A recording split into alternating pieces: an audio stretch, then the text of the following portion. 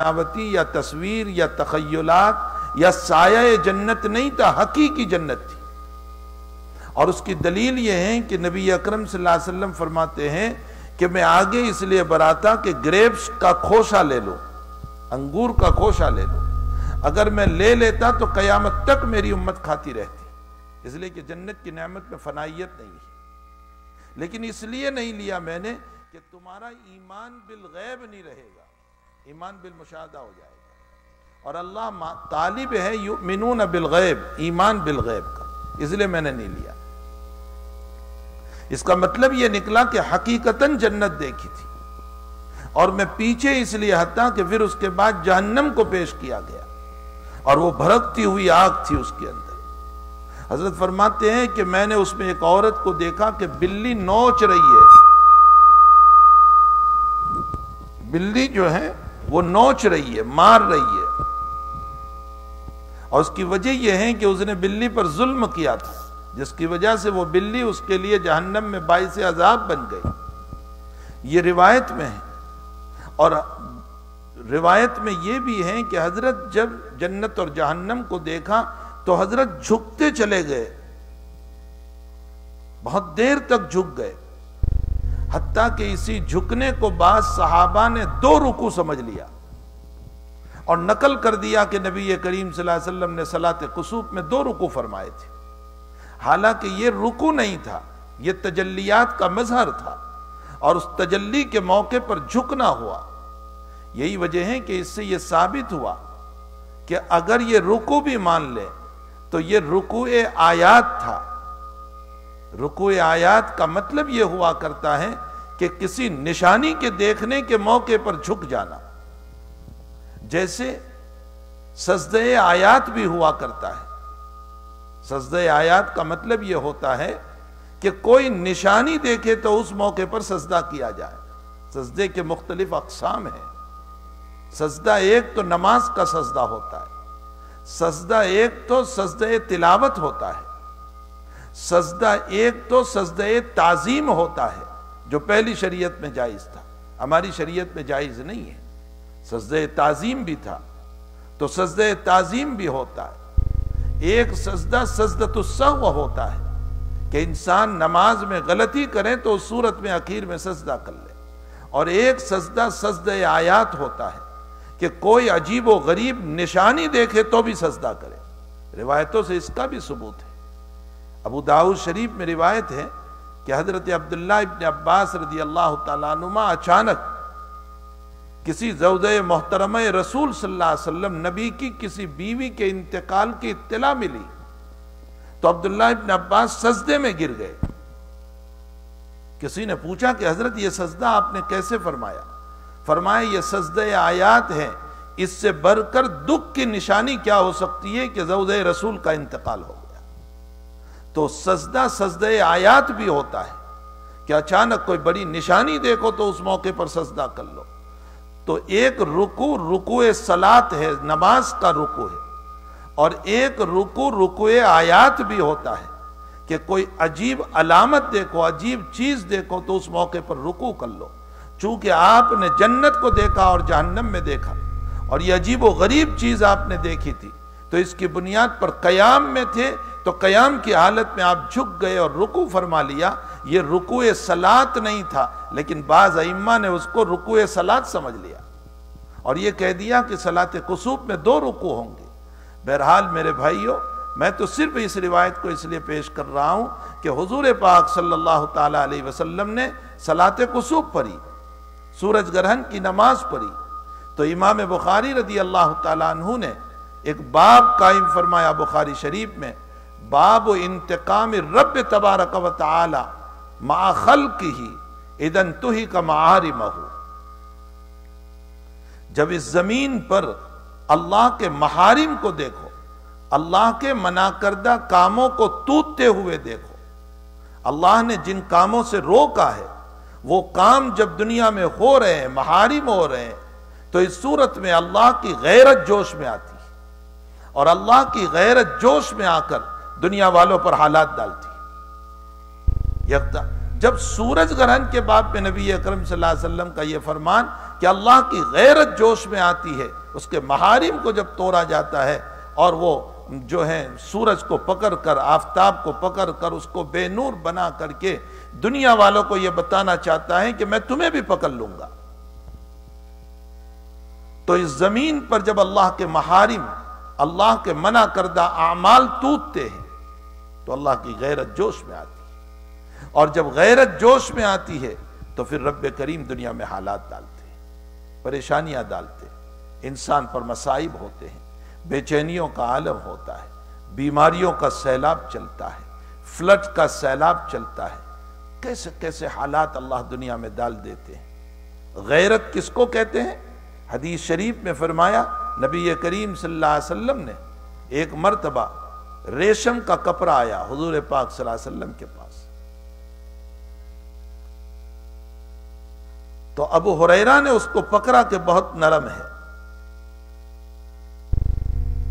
آپ نے فرمایا کہ میرے سعد کو اس سے زیادہ بہترین ریشم جنت میں اللہ نے دیا، سعد بن معاذ رضی اللہ تعالیٰ۔ اور پھر آگے فرمایا، ایک صحابی رضی اللہ تعالیٰ عنہ حضور پاک صلی اللہ علیہ وسلم سے اس مجلس میں یا دوسری مجلس میں سوال فرما رہے ہیں کہ یا رسول اللہ، میں اگر میری بیوی کے ساتھ کسی اور پرائے کو دیکھوں تو میں اس کی گردن کاٹ دوں گا۔ تو صحابہ ان کو غور سے دیکھنے لگے، تو نبی علیہ السلام نے فرمایا، کیا تم کو ان کی غیرت پر تعجب ہو رہا ہے؟ فرمایا، اس سے زیادہ محمد الرسول اللہ غیرت مند ہے، اور محمد الرسول اللہ سے زیادہ اللہ غیرت مند ہے۔ واللہ اغیر منی، اللہ مجھ سے زیادہ غیرت مند ہے۔ غیرت کی تعریف کیا ہے؟ غیرت کہتے ہیں کس کو؟ میں بہت موٹے الفاظ میں غیرت کی تعریف سمجھاؤں، عوام کے لیے یہ تعریف بہت آسان ہے۔ ہماری فیملی میں ہماری اولاد ہمارے خلاف کوئی کام کرے، باپ کے خلاف، ماں کے خلاف، بڑے بھائی کے خلاف، دادا کے خلاف، چچا کے خلاف، فیملی میں جب ہمارا کوئی چھوٹا، ہماری اولاد ہماری طبیعت کے خلاف کوئی کام کرے، اس موقع پر ہمیں جو غصہ آتا ہے اسے غیرت کہا جاتا ہے۔ یہ غیرت ہے، اس غصے کا نام غیرت ہے۔ تو جب فیملی میں ہم اپنے بچوں سے اپنی طبیعت کے خلاف کوئی کام برداشت نہیں کر سکتے تو رب کریم اس کی حکومت میں، اس کی زمین پر کیسے وہ برداشت کرے گا کہ اس کے منع کردہ اعمال کیے جائیں؟ یہی وجہ ہے کہ روایتوں میں ہے کہ جب زنا عام ہوتا ہے تو تعالی جل شانہ وعم نوالہ دنیا میں قحط میں انسان کو ڈال دیتا ہے۔ قحط کا صرف یہ مطلب نہیں ہے کہ بارش نہ ہو، قحط کا یہ بھی مطلب ہو سکتا ہے کہ بہت زیادہ بارش ہو۔ قحط کا ایک مطلب یہ بھی ہے کہ دولت کے ہوتے ہوئے اللہ کھانے کا محتاج بنا دے، اس کو بھی قحط کہا جاتا ہے۔ یہ سب قحط ہے۔ تو بہرحال میرے بھائیوں، میری بہنوں، اس وقت کے حالات کیا ہم کو یہ نہیں بتا رہے کہ ہمیں باز آنا چاہیے، ہمیں گناہوں سے واپس ہونا چاہیے۔ آج سارے لوگ اسبابی دنیا میں سارے اسباب کے اختیار کرنے کو کہتے ہیں، ماسک لگاؤ، ڈسٹنس رکھو، ملنا کم کرو، سارے اسباب دنیاویہ کو کر رہے ہیں، لیکن ان سارے اسباب کے باوجود بیماری بڑھتی جا رہی ہے۔ پھر اسی کے ساتھ ساتھ لوگ خوب وظیفے پوچھتے ہیں کہ اس بیماری میں کیا وظیفہ ہو سکتا ہے۔ وظائف کی دنیا میں میں منع نہیں کرتا، میں خود وظیفے بتاتا ہوں، وظائف کا میں منکر نہیں ہوں۔ ہمارے بزرگوں میں حضرت شیخ مولانا محمد زکریا صاحب رحمۃ اللہ علیہ نے لکھا ہے کہ ایسی بیماری آ جائے کہ جب لا علاج تم ہو جاؤ تو روزانہ صبح شام 141 مرتبہ 141 مرتبہ یا سلامو پڑھنا، یا سلامو، یا سلامو۔ تو اس صورت میں یا سلامو پڑھنے سے رب کریم جو ہے بیماری کو دور کرے گا۔ یا سلامو، یہ سلامتی دینے والے اللہ، اللہ کا نام ہے۔ بزرگوں نے لکھا ہے کہ سورہ تغابن پڑھو گے اور خصوصاً روزانہ 3 مرتبہ سورہ تغابن پڑھو گے اور پانی پر دم کر کے مریض کو پانی پلاؤ گے یا دم کرو گے، حق تعالی اس کی برکت سے شفا عطا فرمائے۔ اور بہت سارے ہمارے اکابر کے وظائف ہیں، قرآن کریم میں رب کریم نے شفا رکھی ہے، وَيَشْفِي صُدُورَ قَوْمِ يُؤْمِنُونَ وَشِفَاءٌ لِمَا فِي الصُّدُورِ۔ قرآن میں شفا ہے۔ اصلاً تو قرآن باطنی شفا کے لیے آیا ہے کہ قلوب کی اصلاح ہو، قلوب بن جائے، اندر کی دنیا بدل جائے۔ قرآن ظاہری شفا کے لیے اصل نہیں آیا، قرآن تو باطن کی شفا کے لیے آیا ہوا ہے، لیکن اس میں ظاہری شفا بھی ہے کہ اگر اس قرآن کا کوئی ورد کرے گا، صاحب شریعت صلی اللہ علیہ وسلم فرماتے ہیں اگر کسی کے بدن میں کوئی بیماری آ جائے تو اذهب الباس رب الناس واشف انت الشافی لا شفاء الا شفاءک شفان لا یغادر سقما، اس دعا کو پڑھ کے دم کیا جائے۔ اسأل اللہ العظیم رب العرش العظیم ان یشفیک، اس کو پڑھ کے دم کیا جائے۔ لا باس طہور انشاءاللہ تعالی، یہ دعا دی جائے۔ یہ دعائیں ساری حضور پاک صلی اللہ علیہ وسلم سے منقول ہے۔ حضرت کا اپنا روزانہ خود معمول تھا کہ سورہ ناس، سورہ فلق اور قل هو اللہ، ان تینوں سورتوں کو اپنے اوپر پڑھ کر کے دم کر لیا کرتے تھے۔ گنزینہ اسرار میں نابغہ روزگار قرن منصرم کا امام علامہ انور شاہ صاحب کشمیری رحمت اللہ علیہ کہ جو عملیات ہے، جو آپ کی کتاب ہے گنجینہ اسرار، جو آپ کی زندگی کے تجربات ہے، اس میں حضرت نے پہلے ہی پیج پر یہ لکھا ہے کہ جو آدمی مغرب کی 2 رکعت سنتوں میں، یعنی مغرب کے بعد کی 2 رکعت سنتوں میں الحمد شریف کے بعد پہلی رکعت میں سورہ فلق قل اعوذ برب الفلق اور دوسری رکعت میں قل اعوذ برب الناس، جو آدمی روزانہ مغرب کی سنتوں میں پڑھتا رہے گا، حق تعالیٰ اس کا خاتمہ ایمان پر فرمائیں گے۔ یہ خود گنجینہ اسرار میں شاہ صاحب رحمت اللہ علیہ نے لکھا ہے۔ اور شاہ صاحب نے دوسرا عمل یہ بھی لکھا ہے کہ روزانہ 2 رکعت پڑھ کے جو انسان اللہ کا شکر ادا کرتا رہے کہ تو نے مجھ کو ایمان دیا، 2 رکعت نماز پڑھ کر اللہ کا شکر ادا کرتا رہے کہ تو نے مجھ کو ایمان دیا ہے، فرمایا کہ یہ ہو نہیں سکتا کہ مولا کا شکر ادا کرے اور مولا موت کے موقع پر بے ایمان اٹھائیں اس کو، یہ نہیں ہو سکتا ہے۔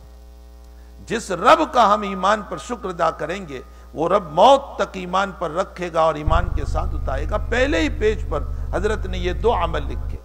تو عمل سے کوئی انکار نہیں کرتا، وظائف اپنی جگہ ہے، لیکن صرف وظائف کو پوچھتے رہنا اور گناہوں کو نہ چھوڑنا یہ بہت بری بات ہے۔ پہلا کام ہم کو یہ کرنا ہے کہ ہم استغفار کا اہتمام کریں اور گناہوں کو چھوڑیں۔ کم سے کم 50 گناہ روزانہ کرتے ہیں، 1 گناہ چھوڑنے کا تو ارادہ کر لے، لیکن ہم سے 1 گناہ بھی نہیں چھوڑتے۔ جو چوری کر رہا ہے وہ کر رہا ہے، جو ڈرگس پی رہا ہے وہ پی رہا ہے، جو شراب پہ مبتلا ہے وہ مبتلا ہے اس کے اندر، اور جو نماز کے چھوڑنے میں مبتلا ہے وہ آج بھی نماز کے چھوڑنے میں مبتلا ہے، جو روزوں کے چھوڑنے میں مبتلا ہے وہ روزوں کے چھوڑنے میں آج بھی مبتلا ہے، جو غیبت کرنے میں مبتلا ہے، جو چغلی میں مبتلا ہے، جو الزاموں میں مبتلا ہے وہ آج بھی مبتلا ہے اور اس مبارک مہینے میں بھی مبتلا ہے۔ تو گناہ چھوڑنا نہیں ہے۔ اس کی مثال تو ایسی ہو گئی کہ ہم نے اے سی چالو کر دی اور ونڈو کھول دیا تو ہمارا اے سی کبھی ہمیں راحت نہیں پہنچائے گا۔ ایک طرف وظائف پڑھ رہے ہیں اور دوسری طرف گناہوں کا دروازہ کھلا ہوا ہے، تو پھر بھلا اللہ کی رحمت کہاں اتر سکتی، حق تعالیٰ کی عنایات کہاں اتر سکتی ہے ہمارے اوپر۔ پہلا کام ہم کو یہ کرنا ہوگا کہ ہم گناہوں کے چھوڑنے کا اہتمام کریں۔ میں نہیں کہتا ہوں کہ سارے گناہ ایک دم چھوٹ جائیں گے، ایک گناہ کو چھوڑنے کا اہتمام کریں جو اپنی زندگی میں اکثر ہوتا رہتا ہے، اس گناہ کو چھوڑنے کا اہتمام کریں اور کوشش کریں اس بات کے اوپر کہ ہم اس گناہ سے بچیں گے اور اس پر ندامت ہو اور آئندہ نہ کرنے کا عزم ہو اور اس کے اوپر استغفار ہو۔ اس طرح پر اگر ہم کریں گے تو پہلا کام ہمارا استغفار کا ہے، اور دوسرا کام پھر وظائف کا ہے، اور تیسرا کام اس کے ساتھ ان اسباب کا ہے جو ہم نے دنیا کے اسباب اختیار کیے ہیں کہ ڈسٹنس رکھا جائے، ماسک رکھا جائے، ورنہ میرے بھائیوں اور بہنوں یہ کان کھول کر سن لے، سارے اسباب اختیار کر لوگے دنیا کے، رضائے مولا اگر نہیں ہوئی ہے تو ان اسباب کے ہوتے ہوئے ہم بیماریوں میں مبتلا ہو کر رہیں گے۔ اس کی وجہ یہ ہے کہ اس کی ناراضگی ہمارے اوپر اترے گی، اس کی طرف سے عنایتوں کے بجائے اس کی طرف سے غضب اترے گا، اس کا قہر اتر رہا ہے۔ تو الم یعن للذین آمنوا ان تخشع قلوبہم لذکر اللہ۔ مالک ابن دینار رحمت اللہ علیہ بڑے شرابی تھے، بڑے فاسق و فاجر تھے، بڑے گندے اعمال کرتے تھے۔ ایک مرتبہ خواب دیکھا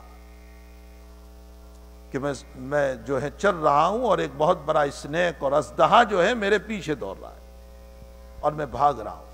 راستے میں ایک کمزور آدمی مل گیا، میں نے کہا مجھے بچا لے اس سے۔ اس نے کہا میں نہیں بچا سکتا، لیکن اس پہاڑ کے دامن میں، اس ماؤنٹ کے دامن میں کچھ بچے ہیں، اگر تیری کوئی اولاد ہوگی تو جا تو آواز دے، اگر اس کی وفات ہو گئی ہے بالغ ہونے سے پہلے، وہ اندر میں ہوگی، آواز دے، وہ بچائے گی، وہ مدد کرے گی تیری۔ مالک کہتے ہیں کہ میں وہاں پہنچا اور میں نے میری بیٹی کو جو بلوغ سے قبل انتقال کر چکی تھی اس کا آواز دی، نام لے کر پکارا، وہ دوڑتی ہوئی اندر سے آئی اور میرے گود میں لیٹ گئی اور اس اسنیک کو یوں اشارہ کیا اور وہ واپس ہو گیا۔ پھر میری بیٹی نے میری گود میں لیٹ کر کے آیت پڑھی، الم یعن للذین آمنوا ان تخشع قلوبہم لذکر اللہ۔ صبح ہوئی، میں نے معبر سے تعبیر پوچھی تو فرمایا کہ وہ اژدہا جو ہیں وہ تیرے برے اعمال اور وہ کمزور آدمی وہ تیرے نیک اعمال، لیکن نیک اعمال اتنے کمزور تھے کہ برے اعمال کا مقابلہ نہیں کر سکے۔ اور وہ تیری بچی جو ہیں وہ چونکہ قبل البلوغ مری ہے، وہ قیامت میں جب اپنے والدین کے لیے سدًا للعذاب ہے، عذاب کو روکنے والی ہے، تو دنیا میں بھی عذاب کو روکنے والی ہے۔ اور الم یعن للذین آمنوا ان تخشع قلوبہم پڑھ کر اشارہ کیا اس بات کی طرف کہ چھوڑ دے ان اعمال کو جس پر تو مبتلا ہے، تو شراب میں، فسق میں، برائیوں میں جو مبتلا ہے۔ حضرت مالک ابن دینار نے اسی دن توبہ کی اور اپنی زندگی کا رخ موڑ دیا نیکیوں کی طرف اور چلے نیکیوں کی طرف اور عبادت اور زہد اور توکل کی طرف، یہاں تک کہ زمانے کے شیخ بنے اور بے شمار لوگوں نے آپ کے ہاتھ پر بیٹھ کر کے اپنی زندگی کی اصلاح کی۔ ان کو متنبع کرنے والی یہی آیت تھی، الم یعن للذین آمنوا ان تخشع قلوبہم لذکر اللہ۔ آج بھی یہی آیت ہمیں کہہ رہی ہے، الم یعن للذین آمنوا۔ ان حالات میں اے لوگو اب بھی تم نہیں ڈرو گے اللہ سے۔ تم اتنی اموات دیکھ رہے ہو جن کو اٹھانے کے لیے مسئلہ مشکل ہو چکا ہے، جن کو دفنانے کے لیے مسئلہ مشکل ہو چکا ہے، جن کے غسل کا کوئی مسئلہ نہیں ہے، بغیر غسل کے دفن کیا جا رہا ہے، جن کی جنازوں کی نماز کے لیے 5-10 آدمی، اس سے زیادہ افراد نہیں، جن کو ملنے ماں باپ نہیں جاتے اور جن کو ملنے اولاد نہیں جاتی، جن کو اولاد ٹچ تک نہیں کر رہی ہے۔ ان حالات میں بھی ابھی تم متنبع نہیں ہو رہے ہو، ان حالات میں بھی تم متنبع نہیں ہو رہے ہو کہ اپنے رب کی طرف رجوع کرو، اپنے اللہ کی طرف رجوع کرو، اپنے معاصی کو چھوڑو، اپنے گناہوں کو چھوڑو۔ مبارک مہینہ گزر رہا ہے لیکن اس مہینے میں بھی لوگوں کو اصلاح نہیں ہو رہی۔ لاک ڈاؤن کیا ہو گیا کہ لوگوں کو تراویح سے چھٹی ہو گئی، گویا تراویح کو کل عدم سمجھ لیا لوگوں نے، اور یہ سمجھ لیا کہ اچھا ہوا لاک ڈاؤن کیا ہوا کہ عبادت میں کاہل بن گئے، سست بن گئے۔ لاک ڈاؤن اپنی جگہ پر ہے لیکن ہمارے رمضان کے جذبات تو ختم نہیں ہونے چاہیے، وہ تو اپنی جگہ مسلم ہے۔ جو رمضان کے جذبات نبی نے ہم کو پلائے، سلمان فارسی رضی اللہ تعالیٰ عنہ کی روایت جو رمضان سے 2 دن قبل کا خطبہ ہے نبی کریم صلی اللہ علیہ وسلم کا، ہمارے حضرت شیخ نے فضائل اعمال میں پورا خطبہ نقل کیا ہے کہ 2 دن سے پہلے حضرت نے فرمایا، اے لوگو تم پر ایک مہینہ آ رہا ہے جو بڑا متبرک مہینہ، بڑا مبارک مہینہ، جس کے اندر نفل کا ثواب 70 فرضوں کے برابر اور فرضوں کا ثواب کئی فرضوں کے برابر، جس میں جنت کے دروازے کھول دیے جاتے ہیں اور جنت کو سنوارا جاتا ہے، جس میں جہنم کو بند کر دیا جاتا ہے، جس میں شیاطین کو قید کر دیا جاتا ہے۔ رب جانتا ہے کہ میرا بندہ غلط راستے پر شیطان سے چلے گا تو اس کو بھی قید کر دیا تاکہ بندے کو قیامت میں عذر نہ رہے کہ شیطان نے گمراہ کیا تھا مجھ کو۔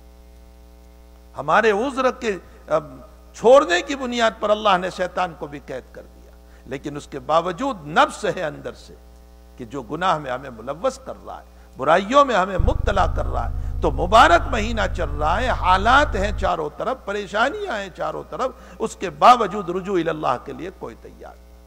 حضرت عطا ابن ابی رباح رحمت اللہ علیہ حضرت عائشہ صدیقہ ماں عائشہ صدیقہ کی خدمت پہ پہنچے رضی اللہ تعالیٰ عنہ کی خدمت میں، اور فرمایا نبی کی زندگی کا کوئی عجیب واقعہ ہو تو مجھے بتاؤ۔ فرمایا نبی کی زندگی تو ساری ہی عجیب تھی، جس پہلو کو اٹھاؤ عجیب تھی۔ فرمایا نہیں پھر بھی کوئی واقعہ۔ فرمایا ایک واقعہ میں تمہیں سناؤں۔ ایک مرتبہ حضور پاک صلی اللہ تعالیٰ علیہ وسلم کا بہت رونا، رات میں بستر پر بے چین ہے، کروٹ بدل رہے، اور تھوڑی دیر تو کروٹیں بدلتے رہے۔ اس کے بعد فرمایا عائشہ اجازت ہو تو میں اپنے رب کے سامنے کھڑا ہو جاؤں۔ امت کو اس بات کی تعلیم دی کہ اپنے رب کے سامنے کھڑے ہونے کے لیے بھی بیوی کا جو حق کے فرض ہے اس میں اجازت لی جائے۔ اپنے رب کے حق کو، اس لیے کہ نفل نماز ہے اور بیوی کا حق فرض ہے۔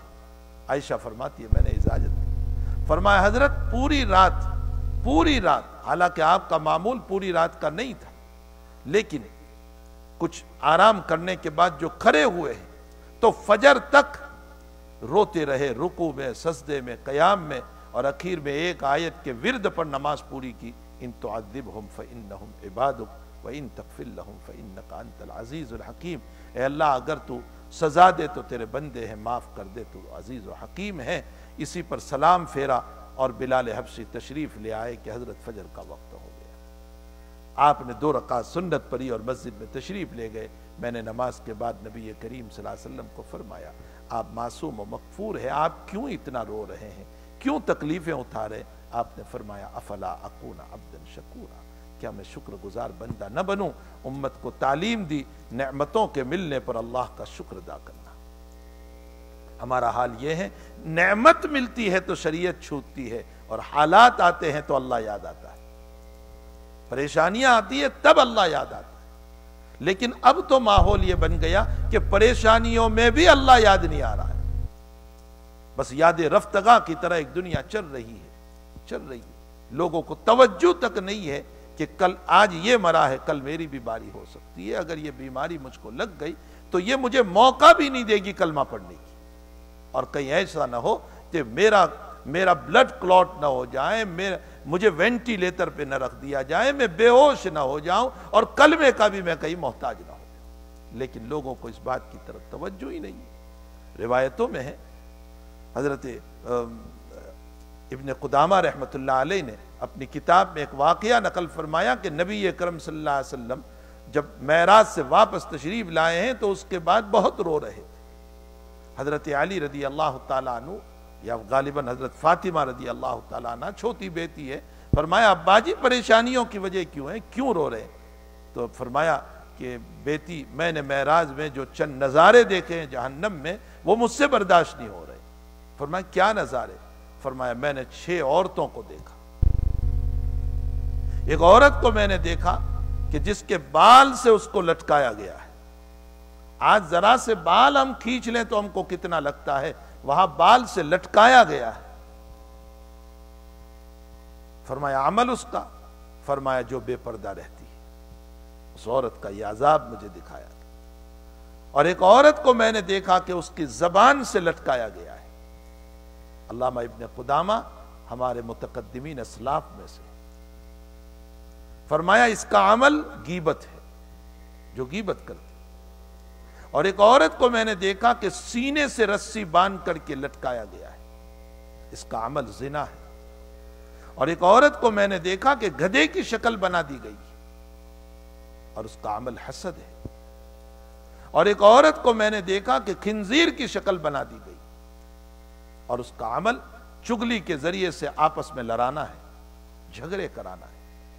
حضرت کو یہ عورتوں کے باب میں دکھایا گیا، لیکن یہی عذاب مردوں کے باب میں، مردوں کو بھی یہی عذاب ہے۔ اس عذاب کا تذکرہ کر کے نبی علیہ السلام رو رہے ہیں، لیکن ہمیں اس کا احساس ہی نہیں ہے کہ ہمیں وہ حالات بھی آگے چل کر کے آنے والے ہیں۔ تو بہرحال میرے بھائیوں اور بہنوں، آج کی اس نشست میں میں متوجہ کروں گا استغفار کی طرف، توبہ کی طرف۔ اپنے آپ کو استغفار کی طرف متوجہ کرو، توبہ کی طرف متوجہ کرو۔ ساری دنیا کے اکابر کہہ رہے ہیں استغفار کرو، اس کے علاوہ ہمارے پاس کوئی راستہ نہیں ہے۔ ان حالات سے نکلنے کا کوئی راستہ نہیں ہے۔ یہ اسباب ظاہریہ نہیں بچا سکتے ہیں جب تک کہ رب کا غضب واپس نہ ہو، رب کا قہر واپس نہ ہو، وہاں تک کوئی دنیا کا سبب ہمیں بچا نہیں سکتا۔ ورنہ سارے اسباب والے بھی اسباب کے بعد مر رہے ہیں اور حالات میں مبتلا ہے۔ ہمیں چاہیے کہ ہم کثرت سے استغفار کرنے والے بنے، دعائیں کرنے والے بنے، معافی مانگنے والے بنے انشاءاللہ تعالی۔ اسی پر چند باتیں کل بھی ہمارے بزرگوں کی، ہمارے اکابر کی، صاحب شریعت صلی اللہ تعالی علیہ وسلم کی توبہ کی، استغفار کی، اور قرآن کریم نے ہمیں استغفار کے باب میں کیا کہا ہے، میں انشاءاللہ کل کے نشست میں پیش کروں گا۔ اللہ ہم سب کو عمل کی توفیق عطا فرمائے۔ الحمدللہ رب العالمین والعاقبۃ للمتقین والصلاة والسلام علی سید الانبیاء والمرسلین وعلی آلہ وصحبہ اجمعین۔ اللہم صلی وسلم دائما ابدا علی حبیبک خیر الخلق کلہم۔ ربنا آتنا فی الدنیا حسنہ وفی الآخرۃ حسنہ وقنا عذاب النار۔ اللہ ہمارے گناہوں کو معاف فرما۔ اے اللہ میں اپنے آپ کو خود مجرم سمجھتا ہوں، میں کسی کو بلیم نہیں کر رہا ہوں، اللہ میں کسی کو گنہگار نہیں بتا رہا ہوں، میں خود گنہگار ہوں، میں خود گنہگار، میرے گناہوں کی نحوست سے حالات ہے۔ اللہ تو ہم سب کو معاف فرما دے، اللہ ہم سب کو معاف فرما دے، اللہ ہم سب کو معاف فرما دے۔ کیسا وقت آ گیا کہ اولاد اپنے ماں باپ سے ہاتھ تک نہیں ملاتی، معانقہ کی سنتیں امت سے ختم ہو گئی۔ اے اللہ میت تک کو کوئی ہاتھ لگانے کے لیے تیار نہیں ہے۔ تیرا غضب اور تیرے قہر کا کیا حال ہوا کہ مزار اقدس پر سلام پڑھنے والا کوئی نہیں۔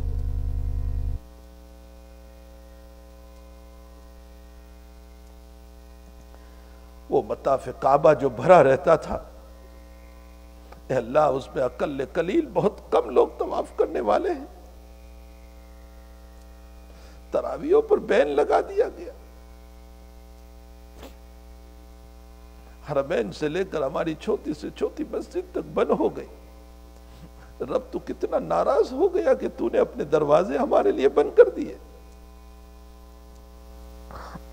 مولا ہماری نادانیاں ہیں، لیکن تجھے تیرے محبوب نبی کا واسطہ ہے، اس بیماری کو ختم فرما دے۔ اس سے بڑھ کر واسطہ کوئی نہیں ہو سکتا، اس سے بڑھ کر واسطہ کوئی نہیں ہو سکتا۔ تجھے تیرے محبوب کا واسطہ، اس فتنے کو، اس بیماری کو، اس وبا کو، اس بلا کو ختم فرما دے۔ پوری دنیا کو امن و امان سے بھر دے، امن و امان سے بھر دے۔ اے اللہ امن و امان سے بھر دے۔ تیرا حبیب خواب میں آ کر لوگوں کو کہہ رہا ہے کہ میرے تو اپنے بھی بیگانہ ہو گئے۔ اللہ تیرا حبیب خواب میں آ کر کہہ رہا ہے کہ میرے اپنے بھی اپنے نہ رہے۔ صحیح ہے اللہ، صحیح ہے، نبی کے اپنے بھی اپنے نہ رہے۔ اللہ بیماروں کو شفا عطا فرما، مرحوبین کی مغفرت فرما، پریشان حالوں کی پریشانیوں کو دور فرما۔ رب کریم ہماری مصیبتوں کو عافیت سے مبدل فرما۔ جب تک جلائے اللہ ہمیں ایمان عزت کے ساتھ جلانا، اور جب موت دے تو ایمان پر خاتمہ فرمانا۔ اے اللہ پریشانیوں کو ساری دور فرما دے۔ اے اللہ امت کا بہت بڑا طبقہ دعاؤں کے لیے کہتا رہتا ہے، ہم تو خود ہی گنہگار ہیں، وہ ہم سے نہیں کہتے، وہ تجھ سے کہہ رہے ہیں۔ اللہ سب کے گھر کے حالات تو جانتا ہے، مولا سب کو معاف فرما دے، سب کو شفا عطا فرما، سب کی اولادوں کو نیک بنا، دیندار بنا، متقی اور پرہیزگار بنا۔ اے اللہ گھروں کے فتنوں کو ختم فرما، آپس میں محبت پیدا فرما، الفت پیدا فرما، دشمنیوں کو ختم فرما، نفرتوں کو ختم فرما، ایک دوسرے سے ملنے جھلنے کی ہم سب کو توفیق عطا فرما، مسلمانوں کو بھائی بھائی بنا دے۔ اے اللہ اخوت قائم فرما دے، دشمنیوں کو دور فرما دے۔ اللہ ہماری دعاؤں کو اپنے فضل و کرم سے قبول فرما۔ وصلی اللہ علی النبی الکریم برحمتہ۔